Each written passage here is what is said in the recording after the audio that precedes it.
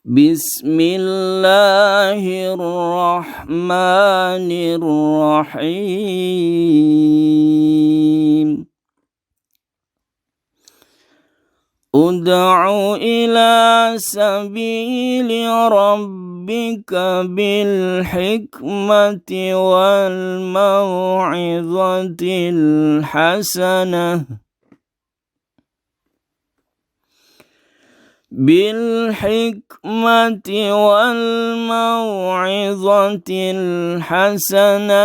wajadilhum billati hiya ahsan.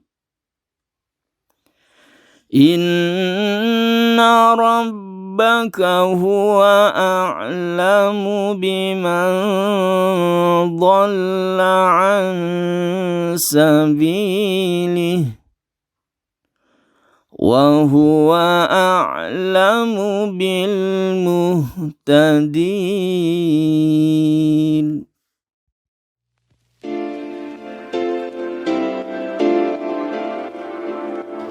Pada dasarnya, setiap individu muslim diperintahkan untuk melaksanakan dakwah Islam sesuai dengan kadar kemampuannya. Sebagai seorang peserta didik yang beragama Islam, kita juga mempunyai kewajiban untuk melakukan itu.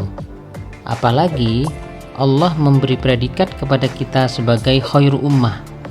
Predikat ini akan sesuai jika kita selalu berusaha di barisan depan dengan orang-orang yang gemar berdakwah. Pengertian khutbah tabligh dan dakwah hampir sama, yakni menyampaikan pesan kepada orang lain. Lebih rinci mengenai ketiga istilah tersebut dijabarkan sebagai berikut. Pertama, khutbah. Kata ini berasal dari bahasa Arab khotobah yakhtubu khutbatan, yang bermakna memberi nasihat dalam kegiatan ibadah seperti sholat Jumat, sholat Idul Fitri, sholat Idul Adha, sholat istisqa dan sholat khusuf, wukuf, serta nikah. Menurut istilah, khutbah berarti kegiatan ceramah kepada sejumlah orang Islam dengan syarat dan rukun tertentu yang berkaitan langsung dengan keabsahan atau kesunnahan dalam ibadah. Yang kedua, tabligh. Kata ini berasal dari bahasa Arab ballagha yuballighu tablighon, yang berarti menyampaikan, memberitahukan dengan lisan. Menurut istilah, tabligh adalah kegiatan menyampaikan pesan Allah secara lisan kepada satu orang Islam atau lebih untuk diketahui dan diamalkan isinya. Yang ketiga, dakwah. Kata dakwah berasal dari bahasa Arab da'a yad'u da'watan, yang berarti memanggil, menyeru, dan mengajak pada suatu hal. Menurut istilah, dakwah adalah kegiatan mengajak orang lain, seseorang atau lebih, ke jalan Allah secara lisan atau perbuatan. Kegiatan dakwah bukan hanya ceramah, tetapi juga aksi sosial yang nyata, seperti santunan anak yatim, sumbangan untuk membangun fasilitas umum, dan lain sebagainya. Setelah kita memahami definisi khutbah, tabligh, dan dakwah, mari kita analisa fungsi dan kedudukan masing-masing. Khutbah sebagaimana dijelaskan di atas merupakan bagian dari aktivitas ibadah. Maka khutbah tidak mungkin bisa ditinggalkan karena akan membatalkan rangkaian aktivitas ibadah. Adapun tabligh merupakan salah satu sifat wajib bagi Rasul, yakni menyampaikan wahyu dari Allah kepada umatnya. Semasa Rasulullah masih hidup, seluruh waktunya dihabiskan untuk menyampaikan wahyu kepada umatnya. Setelah Rasulullah wafat, kebiasaan ini dilanjutkan oleh para sahabat hingga kita pada saat ini. Sedangkan dakwah merupakan salah satu kewajiban umat Islam. Sebagian ulama ada yang menyebut berdakwah itu hukumnya fardu kifayah. Sebagian yang lain menyatakan bahwa hukum berdakwah adalah fardu ain. Walaupun begitu, Rasulullah tetap selalu menganjurkan agar kita berdakwah dengan kebaikan dan dengan cara-cara yang ma'ruf.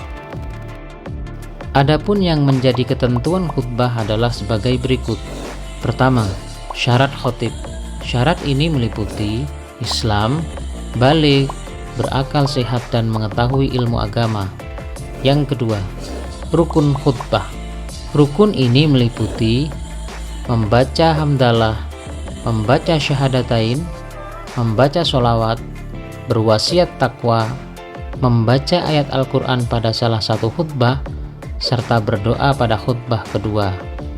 Yang ketiga, sunnah khutbah. Sunnah ini meliputi pertama, khatib berdiri ketika khutbah. Yang kedua, mengawali khutbah dengan memberi salam.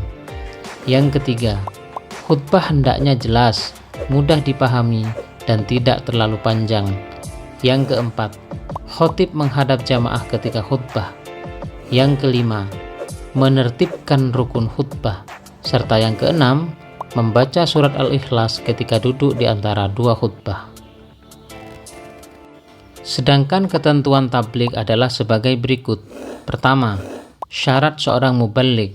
Syarat ini meliputi beragama Islam, mencapai batas usia dewasa atau baligh, berakal sehat serta mendalami ajaran Islam. Yang kedua, etika dalam menyampaikan tabligh atau etika dalam berdakwah. Etika ini meliputi pertama, bersikap lemah lembut, tidak kasar dan tidak merusak. Yang kedua, menggunakan bahasa yang mudah dimengerti. Yang ketiga, mengutamakan musyawarah dan berdiskusi untuk memperoleh kesepakatan bersama. Yang keempat, materi dakwah yang disampaikan harus mempunyai dasar hukum yang kuat dan jelas. Yang kelima, menyampaikan dengan ikhlas dan sabar. Serta yang keenam, tidak menghasut orang lain untuk bermusuhan, merusak, berselisih, dan mencari-cari kesalahan orang lain. Sedangkan ketentuan dakwah adalah sebagai berikut. Pertama, syarat da'i. Syarat seorang da'i meliputi beragama Islam, mencapai batas usia dewasa atau baligh, berakal sehat, dan mendalami ajaran Islam. Yang kedua, etika dalam berdakwah. Etika ini meliputi pertama, dakwah dilaksanakan dengan hikmah, yakni ucapan yang jelas, tegas, dan sikap yang bijaksana. Yang kedua, dakwah dilakukan dengan mau'izatul hasanah atau nasihat yang baik. Yang ketiga, dakwah dilaksanakan dengan memberi contoh yang baik atau uswatun hasanah. Serta yang keempat, dakwah dilakukan dengan mujadalah, yakni diskusi atau tukar pikiran yang berjalan secara dinamis dan santun, serta menghargai pendapat orang lain. Berikut merupakan perilaku mulia yang dapat diamalkan dalam kehidupan sehari-hari yang berkaitan dengan nilai-nilai khutbah, tabligh, dan dakwah.